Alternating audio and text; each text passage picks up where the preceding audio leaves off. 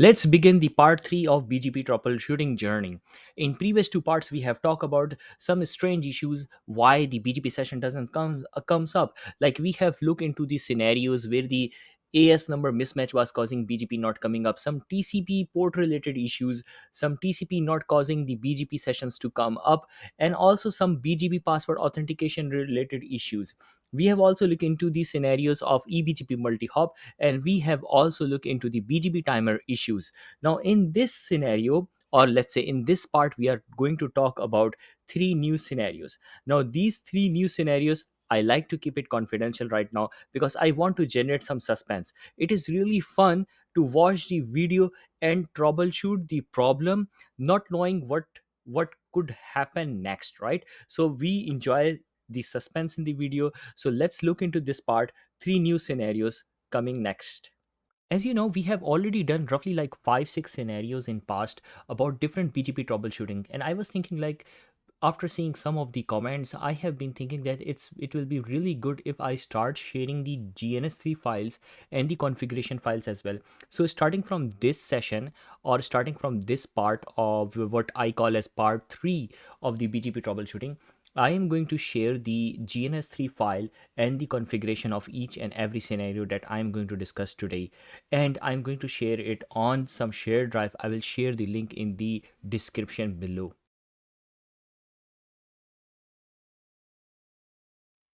So here we have the same topology as past, but a new problem. So we have the R1 in AS100, R21 and R22 in AS200. R1 and R21 are having BGP session with each other, but this BGP session is flapping. I will show you over here what I have seen. See, we have show IP BGP summary. It is idle and then it goes to active, and then it's keep on flapping. Sometimes it goes established, but I will show you in the show IP BGP summary that it's continuously flapping. Now there can be a number of reasons behind it. One possible reason can be like maybe the neighbor is not reachable, but I don't think so, because we see that it's going to active. It means that there are some kind of BGP TCP sessions is trying to establish, right?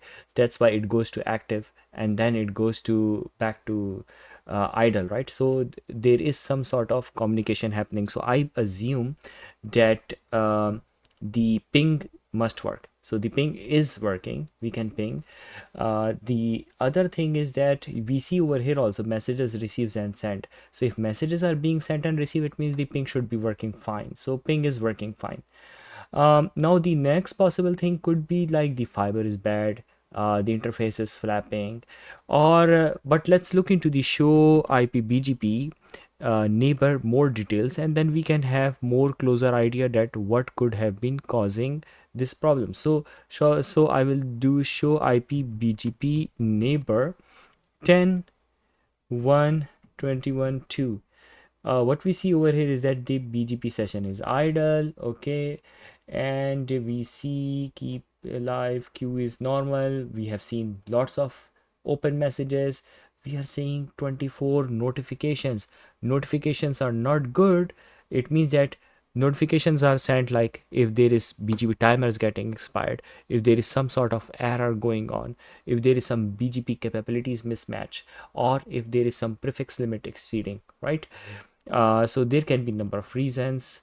So and then see, there are like open notification updates, keep lives, route refresh is not there, but almost everything is going, and we have seen lots of notifications over here. So this could be a good signal that notification means that there is some error. And now here we see message received that caused the BGP to send notification. So this is the BGP notification. No active TCP connection because BGP is down, established 25 times, dropped 25 times, so it has flapped 25 times. Okay, over here we see most important thing, maximum prefix allowed is 10. Pair had exceeded the maximum number of prefix configured. So this is the reason. This looks like the reason. This is the error over here. Threshold for warning message is configured as 80%, and then there is a restart interval of 1. Maximum allowed prefix is 10. Okay, now in production environment, we will rarely see maximum prefixes allowed 10. The like 10 is very low number of prefixes. It might be like hundred thousands, a very huge number. And why do we even bother to set something like maximum prefixes in production environment? So back in the days, like maybe like 15-20 years back, sometimes people used to have a very low end routers, like the CPU and memory of those routers were very low sometimes, like in some limited scenario where they cannot they are not interested in having very huge size of routing tables. And also it could be possible that the service provider, which is catering lots of customers, might use this maximum prefix allowed limit for each customer. Like they might say, hey dear customer, we will only accept 100,000 prefixes if you pay certain amount of money, right? So some kind of politics like that for their revenue generation. But this is very rare scenario of having maximum prefixes used in production environment. Usually you will see it in labs. Okay, now we let's go into the log as well, right? So if we do show log, we will see, I want to see what's going on in log as well before we go into the configuration. So yeah, we see the same, the BGP pair down, we see notification messages over here, and then we see the BGP pair coming up, and then again we see the see it up, then there is a warning over here. When it reaches 9, it gives a warning saying that hey, it reaches 9, maximum allowed is 10. And then when it reaches 11, it says exceeded limit 10, and then it goes to down. So this is a cycle, and we see this cycle is repeated again and again, again and again. So let's stop this over here and let's do our configuration thing. Okay, show run pipe section BGP. So let's look into the configuration over here. So what we see in our configuration over here is, yeah, we see maximum prefix 10. So 10 prefixes are allowed. Warning is set for 80%, and then restart interval is 1. Like it's 1 is the minute. Okay, so it will restart if exceeding 10. That's what we are seeing in our log over here also, like it's restarting and again. So let's go ahead quickly and fix this problem. So okay, now usually what will happen, like it depends upon what agreement you have with your partner neighbor. So R1 and R21, whatever is your agreement with partner neighbor, you can talk, you can remove this condition as well. In our lab scenario, I will just go and increase the limit, right? So I will go neighbor 10.1.21.2, and over here I'm going to increase the limit. So the maximum prefix was 10, I will make it 100 this time. Okay, and then warning I will keep it 80, and then restart 1. Okay, I think 1 is also very less time. Let's make it yeah, let's make it 100 as well. Okay, 100 minutes, that is. Okay, so now in few minutes it will come back up, and then thing will be fine. So that's all what I wanted to talk about the scenario of prefix maximum prefix scenario. Okay, so that's all for right now. Oh yes, before we go, we can see that we are receiving 12 prefixes. So when we change the limit, we saw that it's 12. So yeah, so the neighbor R21 is advertising us 12 prefixes.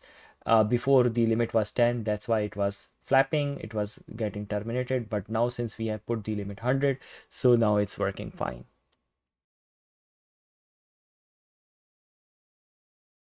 So here we have another lab scenario. It's a similar topology as in past. However, in this topology, slight different configurations. So we have the same R1 in AS100, R21 and 22 and 23 in AS200. And I have also compiled the problem statement in a Word document where I'm writing like R21 router, which is this one, the R21 router is receiving the loopback IP address, which is 1111 from this R1 via BGP. However, the R22, although it gets the BGP update using its iBGP neighbor, but the route is not able to install in its routing table. So here is what we see when we do the R21. We see that the route is in the routing table, whereas on the R22, so this is the problem that we are facing, that in the R22 we do see the route in the BGP table, but the route or the subnet is not in the routing table. So why the subnet is not getting installed in the routing table? So let's go back into the topology. But before I go into the topology, I have done a slight change this time.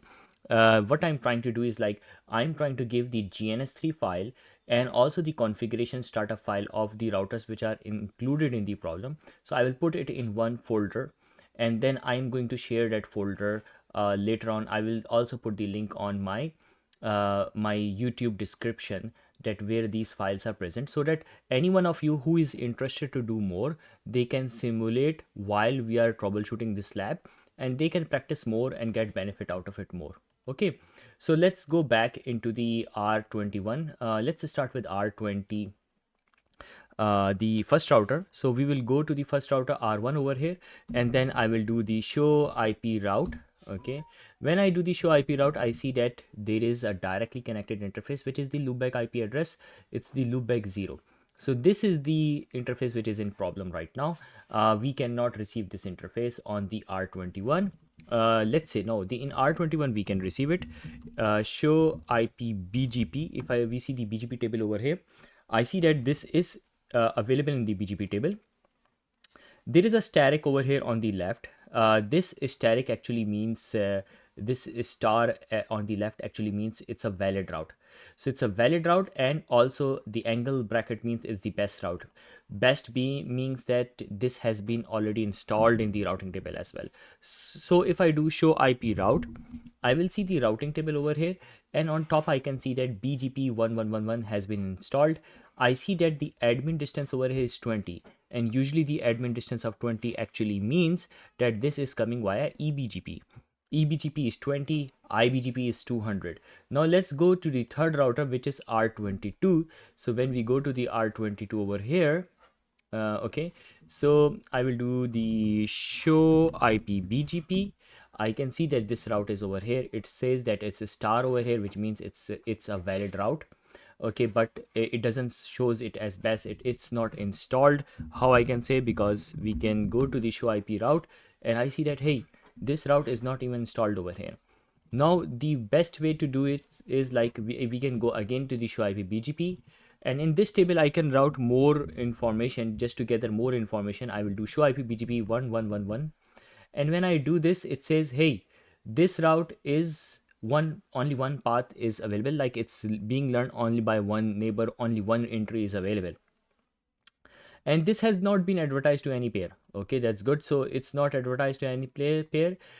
Usually any route learned from an iBGP neighbor is not advertised to another iBGP neighbor, so that's why it's not advertised to any neighbor. AS number is AS100. Yeah, we know that the neighboring router was AS100. 10.121.1 is inaccessible. So the 10.121.1, what it is, so if I do the show IP BGP, I see that the next hop was 10.121.1. Now let's go back to the topology, and I will show you where is this IP address. See, this is the AS200. The loopback is of this router R21 is 11.21.1. Now 10.121.1 is an IP address outside this autonomous system. So this router R22, which is learning the route from R21, does not know about the 10.121.1 next hop, right? So it does not know where this IP is located. So that's the reason why R22 is saying, hey, 10.121.1 is inaccessible. Now let's go back to the topology over here. Let's go back to the CLI over here. It says inaccessible. And it says that it's learned from next hop 11.21.1, which is inaccessible. So any next hop which is inaccessible is not installed into the routing table. I repeat, if a BGP routing protocol learns a prefix, it learns a subnet for which the next hop is unreachable, it doesn't install it into the routing table because it doesn't know how to go back there. Now there are multiple ways to solve this problem. One of the coolest way is that we go back to this R21. Now this R21 is an eBGP router. So if we go back to one of our lectures where I was talking about some next hop self, I was talking that, hey, any eBGP neighbor, when it learns route from its external pair and then it advertises it to it all internal pair, what it needs to do is, since the internal pair doesn't knows anything about the external network, so it has to say, hey, R22, if you want to go to outside to this network, whatever I'm advertising to you, if you want to go to any route that I'm advertising to you, you have to consider me as next hop. So consider next hop self, like consider myself as the next hop. Yeah, let's say it like this. Consider myself as the next hop. So I will do show run pipe section BGP. Okay, and let's look into the BGP configuration. So here we see the neighbor 1122.1, so which is the R22. I have told that the way I am making the loopback IP addresses over here is like 21.1 is R21, 22.1 is router 22. So this is the neighboring with the router 22. Neighbor R22 remote AS this, neighbor R22 update. So loopback 0, because in iBGP we are using the loopback 0 as the source interface for having the BGP sessions. And then same over here. Okay, something is missing, which is next hop self. I have it for other neighbors but not for this one. So let's go back over here, config terminal, and then we have to configure something like neighbor router BGP 200. Okay, and neighbor 1.1.22.1, and I will do next hop self. Next hop self.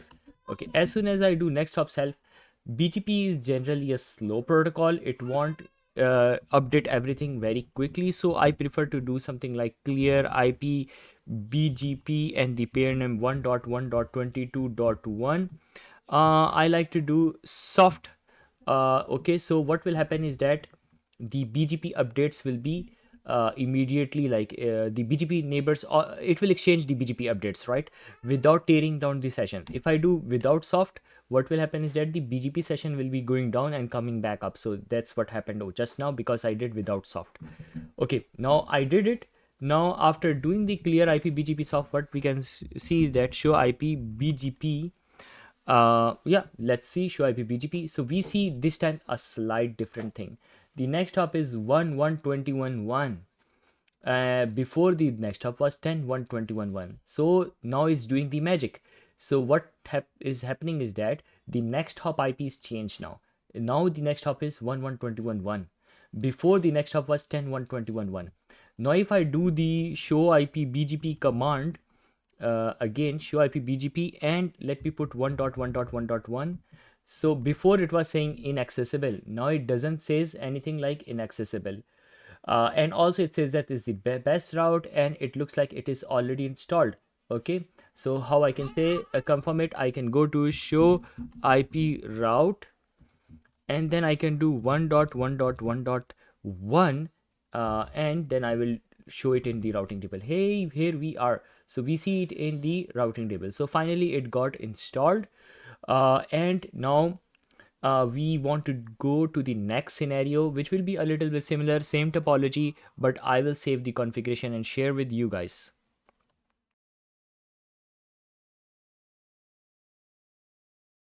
In this lab, we are going to talk about something you might have seen and noticed in previous scenarios as well. This time, we are going to talk about this R, small r thing over here. This is known as rib failure. Now the rib failures are common. You will see in show IP BGP many times. They are not necessarily always a problem, but I want to talk about it, and I want to show you how I can fix this rib failure in this lab scenario. Now coming back to the same scenario, same lab, but a slight different. This time we are only going to play with R22, R23. So I'm going to upload the configuration files of R22, 23, so that if you want to resimulate the same scenario in your laptop or in your machine, you can do so. So I will share the link with the configuration files also. If you want to enjoy, you can enjoy with me, or you can only watch and see what I'm going to do. So let's say show IP BGP. We see over here 1.20.23 is showing as a RIP failure. I want to see the detail, because unless until we don't see the detail, we won't have the real fun. So we see over here that there is a RIP failure 17. Now this RIP failure 17, you will see that whenever there is like on Cisco boxes, whenever there are some RIP failure, you will see some numbers over here, and these numbers are very important. You cannot memorize it. I know, like, it's very, I don't like this stuff of memorizing things, right? You can simply Google it. Like whenever you see RIP failure 17, you just Google it and try to find what's the reason of RIP failure 17. But there is other way of finding it as well. So let's try to understand why the RIP failure happens. Right? RIP failure can happen because of multiple reasons. It can happen because of, let's say, for example, the same route is being learned, but there are some route map which is filtering it out. That's the reason why. Because of those route maps, the route cannot be installed. It can also happen because of some next hop self issue. So I have compiled this small table which have the reasons for the RIP failures. I will go through few of them because there are dozens of it. And the RIP failure, let's say this RIP failure can be happened because of admin distance conflict. The same prefix is learned via two routing protocols. When it's learned via two routing protocols, maybe the admin distance of the one which is other than IBGP protocol, like in case of OSPF, is 110. In that case, the OSPF route will be installed and the IBGP route, which is 200, will not be installed. So this is one scenario where we can see the RIP failure. There is next hop self unreachable, next hop unreachable scenario as well, where you can see that the next hop is unreachable. Okay, and there are ways to resolve it, that's another story. But because of next hop unreachable, you might see RIP failure. Some route filters is there, some duplicate routes, like same routes being learned via multiple BGP entries, like multiple conflicting BGP routes for the same prefix. So there can be multiple reasons behind it. This route is actually a loopback IP address on my neighboring router. So this is R23. Let me keep it a little bit up. So you see in R23 there is a loopback one which is 123.23.23. So we are learning it from R23. And I also have shown it in my topology, the loopback IP address or the BGP session that we have it. We can see over here the next hop is 1.123.1, so it's R23 in our case. So let's make a solution. I'm just giving you an example how I can resolve this R issue. Right now this is actually still reachable via OSPF, because if I do show IP route, we can see that the same route is also learned via OSPF 1123.1. Okay, so if we ping it 1.23.23.23, we can see that it's pingable as well. 1.23.23.23 is learned the via OSPF. This is the admin distance of OSPF. Next hop is my neighboring router over here, little bit down. Yeah, this one 10.22.23.2. Okay, now it's not necessary to resolve it in this scenario, but I want to show you a workaround where I can get rid of it. So I will make one access list to match this prefix, access list 10 permit 1.23.23.23. Okay, done. Now I will go to config terminal. Okay, sorry, I'm in config terminal, router BGP 200, and then I am going to configure distance. So distance command is actually used to modify the admin distance, and then from where this route is being learned from. So this is the source IP address which I just showed you using the show IP BGP command. We can see that it's coming from 1.123.1. So we will write this IP address and then 255.255.255.255, and the access list that we created. Yeah, simple standard access list. Now this is done. So if I do the show IP BGP, it won't show as updated because BGP waits for the update. Like, it's not spontaneous, so it waits for the update. So you guys know what I'm going to do is clear IP BGP 1.1.23.1, and I will do a soft over here. It's a soft. So we we usually do the soft reset or clear with the soft keyword at the end. This is not going to flap the BGP as the command without the soft will do. Okay, see, the command without the soft is going to flap the BGP. Show IP BGP.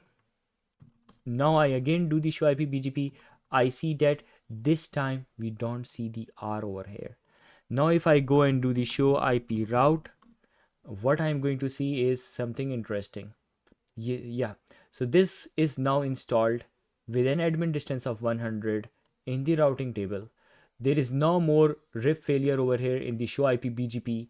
You see in the show IP BGP, we don't see over here as we were seeing in past show IP BGP 1.23.23.23.